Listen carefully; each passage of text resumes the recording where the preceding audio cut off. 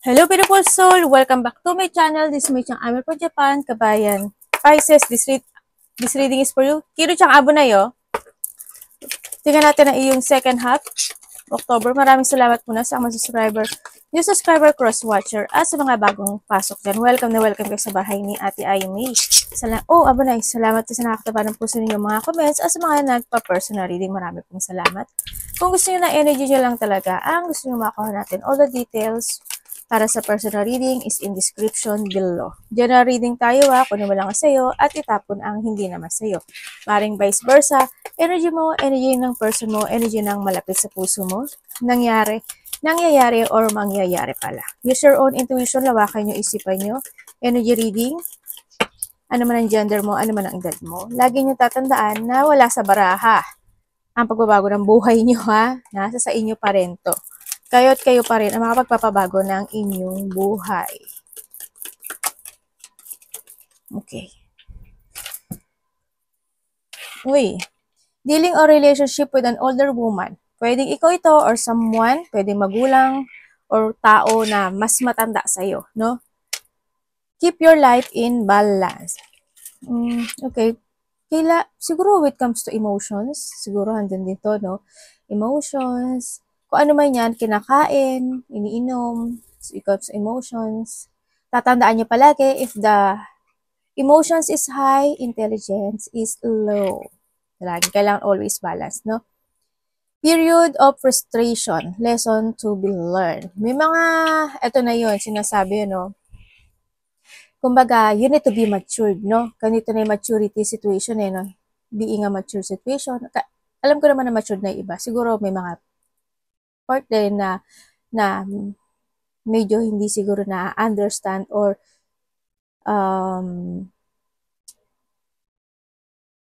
imbalance situation. Yun ang pinaka-the best. Kasi nahanapan ko yung words yan, nagiging imbalance sa iba, no? Yung mga nangyari na yun, na situation na yun, you need to be learned, no? Ngayon, siguro, this is the time na magkaroon ka ng balance. Kung dati is, halimbawa, sobrang bait mo dati. Give and give and give ka lang, di ba?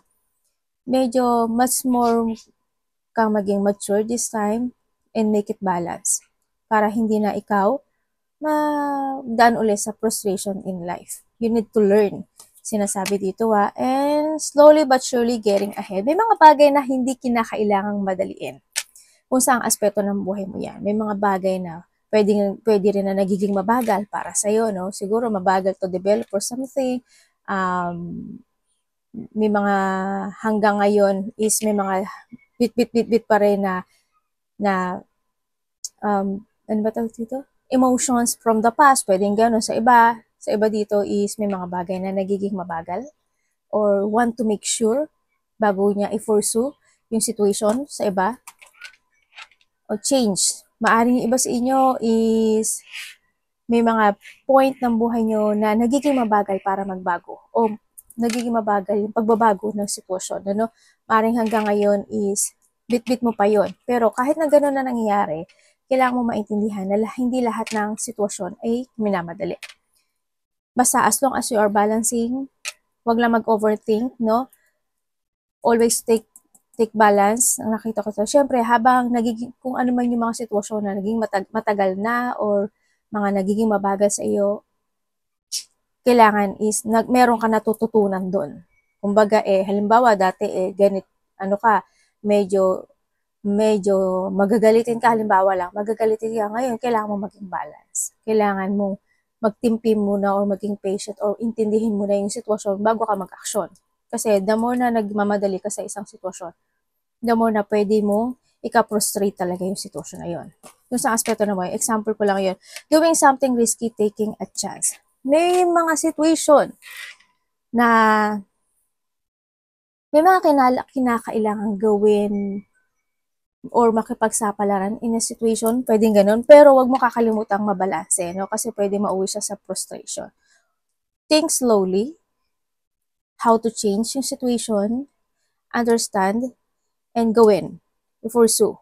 Kasi there's a possibility na pwedeng mong ikapanalo yon or ikamaganda ng situation, pero pag-isipan mo pa rin maigi. Ano ang sinasabi dito?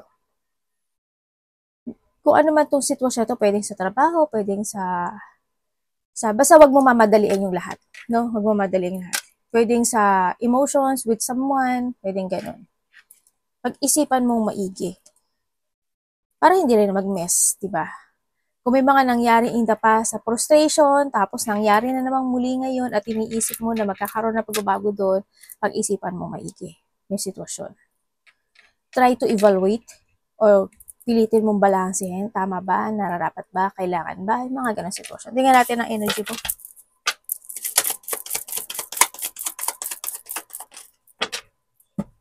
Or may mga bagay ka na gagawin or makipagsapalaran ka, no? Kung saan aspeto ng buhay mo to, pwedeng sa trabaho, pwedeng sa business, pwedeng sa relationship. Yan. Baka meron kang gagawing sitwasyon. Pero sabi dito, pag-isipan mo daw maigi, no? You need to make sure, sinasabi dito. Try to evaluate, kumbaga, yung sitwasyon na yun, ha?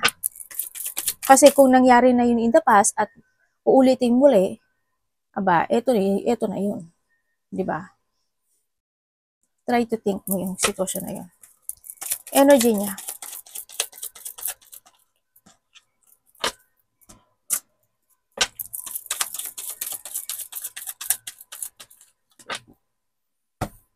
Okay, ang energy mo na nakikita ko, energy mo meron kang situation na may gusto kang gawin. Parang there's a creative idea na gawin mo makatotohanan or gusto mong, you want to follow your heart kasi in this situation, ano. Nandun kasi, you want to be stable dun sa part na yon. Pwedeng sa trabaho, pwedeng sa relationship. Iba dito, both no? Pwedeng doon. Yung iba sa inyo, energy mo, may mga sitwasyon ka daw na parang hinihintay. May mga hinihintay ka na isang situation. Nagiging kalma ka sa ngayon or naghihintay ka ng pagbabago. Nandito rin si pagbabago rin kasi sa isang sitwasyon mo sa buhay mo.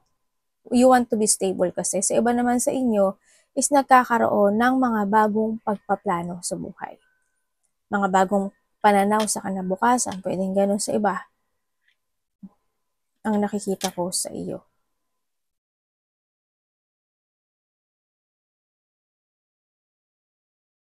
O, dito rin lumalabas tong si Slow. Lumalabas dito si Slow. Sa card na to. Parang may hinahanap ka. Parang meron kang gustong malaman. Parang ganun. Yun ang nakikita ko sa iyo dito. Tingnan natin ang iyong Anong parating sa kanya? Iba dito, may mga ini-imagine kayo dito eh. May ini-imagine. Nagiging very, kayo, idealistic or medyo may mga iniisip kayo na bagay-bagay dito sa sitwasyon mo. Parating kay Pisces.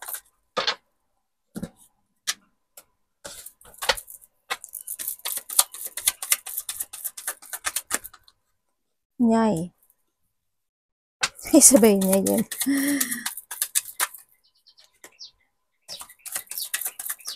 Parating.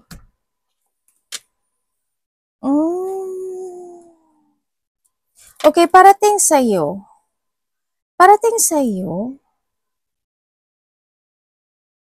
May isang tao, overthinking ka, no? Talaga ang dami mong iniisip dito sa sitwasyon. Ang dami mong, may mga point kasi na hindi ka makapag-decide. Or hindi talaga yung situation na nandito ka, binabalanse mo yung situation or ini-evaluate mo, parang gano'n. Parating sa iyo, may mga unexpected na pwedeng maganap sa iyo. Sa nakita ko dito, yun, isa na yung overthinking, isa na yung depression, isa na yung pwedeng makaranas ka ng lungkot, mga disappointment sa isang tao kasi may tao dito na pwedeng magkaroon ka ng disappointment sa kanya. Or hanggang ngayon is maaring itong taon to kasi si Tortoise, maaring itong taon na to is hanggang ngayon is nagkakaroon ka pa rin ng painful situation sa kanya. Pwedeng ganon. Pwedeng sa karelasyon mo, sa anak mo, sa magulang mo. sa kaibigan mo, kung sino man yan, or person who's connected sa'yo, may mga makakaramdam ka na intense situation sa iba dito, conflict. Sa iba dito, malilito ka sa mga bagay. Yun na nakikita ko sa'yo. May separation, ako nakikita. Siguro handun ka sa point na when it comes to separation kasi, you want to decide or you want to pursue yung situation mo na maaring gusto mong umalis sa isang sitwasyon na is not working to you anymore. Parang nahandun yung mga disappointment, andun yung lungkot, o andun yung situation na nagkakaroon ng emotional pain. Maaari din na pagdating dito sa'yo, sa sitwasyon mo kasi is, tulad diba sabi dito, lesson to be learned. Kumbaga, learn for the experience para hindi ka na muling masaktan o hindi ka na muling mabigo dun sa situation na kaya handito rin si Tortoise, you need to be slow when it comes to a decision. Pero, hindi naman sinasabi na mag-reject ka ng situation. Ang sinasabi dito is, harapin mo, no? Harapin mo yung mga bagay o yung sitwasyon, masakit man o ano man yung kalalabasan nun, harapin mo yung takot mo. Wag lang yung situation na mag-go to the flow ka or na mag-look ka ng tama ba ba yung decision ko? Okay pa ba to? Nandun ka na sa harapin mo. You need to pursue or kung kailangan mo magsalita ka. Huwag ka lang manahimik din minsan. Diba? Kasi mahirap din kung magpapatuloy yung mga bagay o sitwasyon in life. Yun nakikita ko sa'yo. May mga unfinished business sa'yo. May tao na nagkakaroon ng liar, dishonest, betrayal, o pagtataksil, manipulative, o namamanipulate ka ng situation mo, no? So, nakikita ko sa iba sa inyo, na dito ka sa point ng buhay mo talaga na may mga bagay na gusto mo i-correct or itama. May mga bagay na gusto mo talaga ng totally clarity or decision making kasi ito sa iba na nagiging slow. Makakaramdam ka rin ng sadness, trauma sa iba, may loss. Maraming klase ang loss. Pwedeng may namatay in the past, pwedeng namatay yung pet mo, may mga nasaktan, pwedeng gano'n, nasaktan ka, loss of money, pwedeng gano'n, loss of, you feeling hopeless, pwedeng gano'n, may mga heartache situation, unhappy situation, iba dito pagkalito, yun ang nakikita ko sa'yo, kasi hindi mo alam kung ano yung direction o anong desisyon ang gagawin mo. Tingnan natin ang dapat iwasan. Ay, patay tayo dyan. Lumabas pa talaga yun.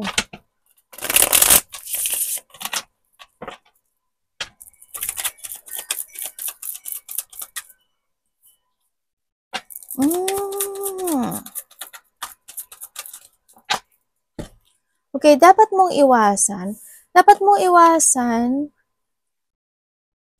mo yung hindi ka makapag-umpisa ng bago.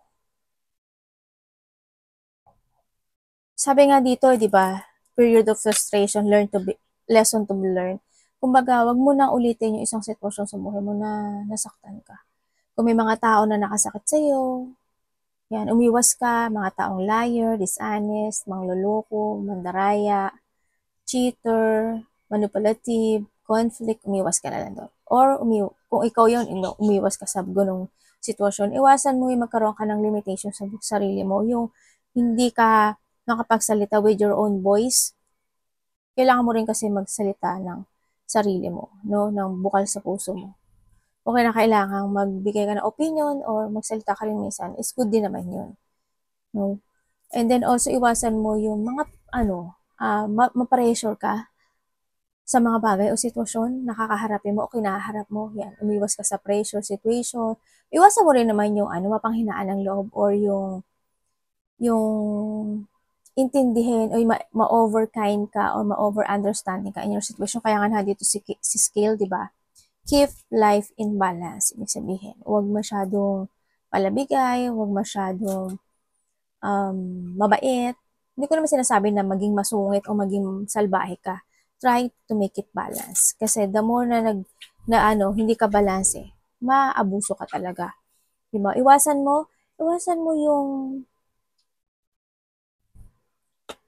yun nga, labis na mapagbigay sa mga hiling. Halimbawa, sa relasyon, patawad ka ng patawad, pero ulit-ulit naman siya paulit-ulit lang naman siya nabibigo sa pangako niya, pwedeng ganun. Example ko lang yun.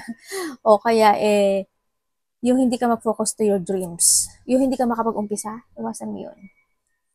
Yeah. Yung mga tao na sorry ng sorry, yung confess ng confess, na hindi ko na gagawin, ganyan, ganun.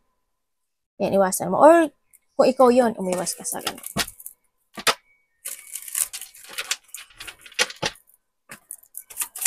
Love, lahat. Kapatid, anak, magulang, karelasyon, kaibigan, pamilya.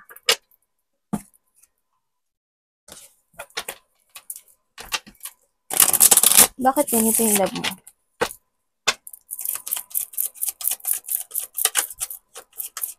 Ano yun, universe?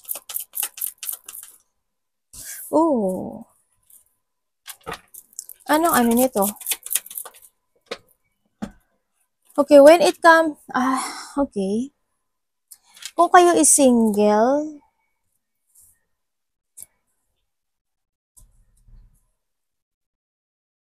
you need to be patient lang daw. Kung kayo is single, pero magkakaroon ka ng connection with someone na medyo may distance. Pwedeng taga-probinsya siya, pwedeng taga-ibang bansa siya. Tao na maalaga, mapagmahal. Yan, maaring makikilala mo siya sa friend to friend or parang something, there's a celebration, ganyan. Yun naman nakikita ko. Pwedeng shock, ano ba to? Pwedeng dahil sa kaibigan, pwedeng ganun. Or in a party. Or mga maliliit na, parang may mga kainan. Ganyan. Pwedeng sa restaurant. Pwedeng sa, baka naglalakad ka lang di ba? Makita mo siya. Or something, a group situation. Kung kayo naman is nagkahiwalay nitong tao na to, kung kayo is nagkahiwalay, oo, nagkaroon na talaga ng mga dipuan, there's a battle situation happen, hanggang sa dumating talaga na ang dami na rin nagbago sa relasyon. Hanggang nag-quit yung isa, no? Umalis yung isa, kumbaga. Mas pinili niya isa. Pero ang nakita ko dito kasi is may tao dito na nahatak pa siya na nakaraan. Yung kumbaga yung tension na yun is hindi pa totally tapos sa kanya. Pwede ikaw to or siya. Kaya handito siya sa point na maghihintay o may paghihintay. Ako nakikita. Pero hindi ko maintindihan kung ikaw yung hindi nagsasalita. Parang hindi ko alam kung umaayon ka lang o aayon ka lang sa sitwasyon o andun yung nagbubulag-bulagan ka lang din siguro, no? Sa iba sa inyo. Kasi kung itong tao na to is babalik siya, pero kailangan mo rin kasi kailangan mo rin pag-aralan at pag-isipan maigi kung babalik man siya sa'yo. Yun. Pero yung sa isa sa inyo kasi dito, ipaglalaban daw niya yung relationship. Pero hindi ko alam kasi may kinakabahan siya. May kinakabahan siya Hindi niya, parang nahando siya sa point na may mga sitwasyon na magiging tikom yung bibig niya. Or may mga bagay na hindi niya masasabi sa'yo. Yun na nakikita ko dito. Pero gusto niya pa daw ng isang pagkakataon pa.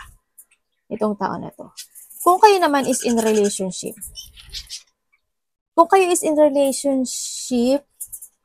nakikita ko naman na siguro minsan nababurnout ka, minsan nagkakaroon siguro ng tampuhan, may mga pagbabago magaganap o nangyayari when it comes to sa relationship. May magbabago. Maaring dadaan kayo sa hindi pagkakaintindihan minsan, sa tampuhan, there's a massive changes happen. Ako nakikita sa iyo, sa inyong relasyon. Yun ang nakikita ko dito. Isa sa inyo patient, pero yung isa sa inyo,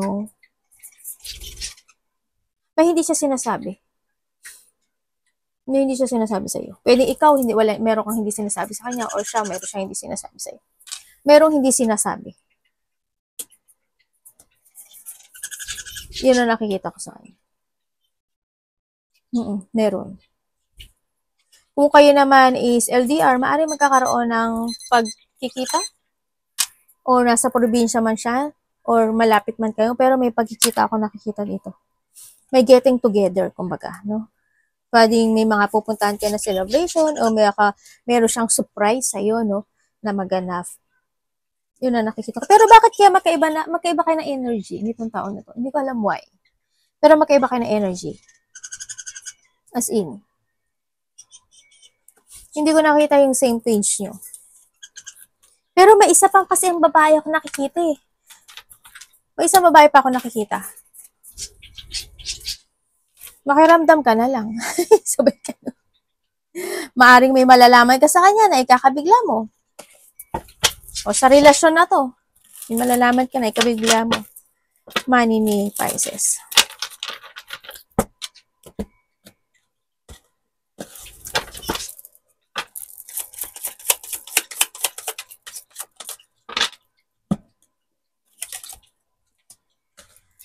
May gulo, no? May gulo, away. Money po niya.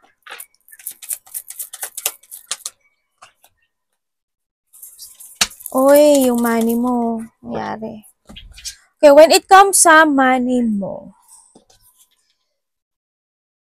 siguro minsan disorganized ka.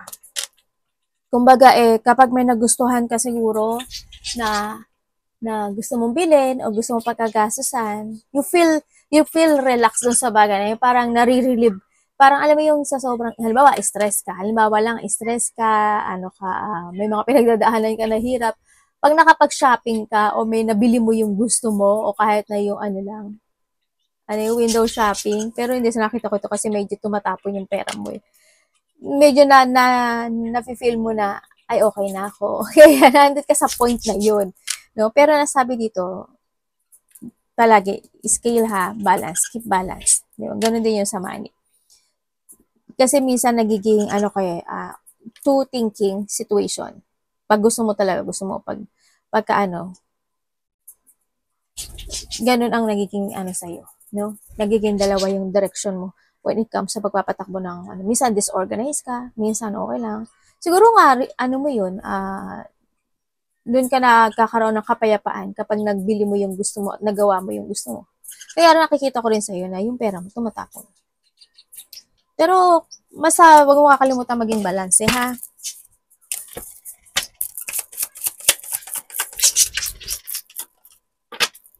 Advice.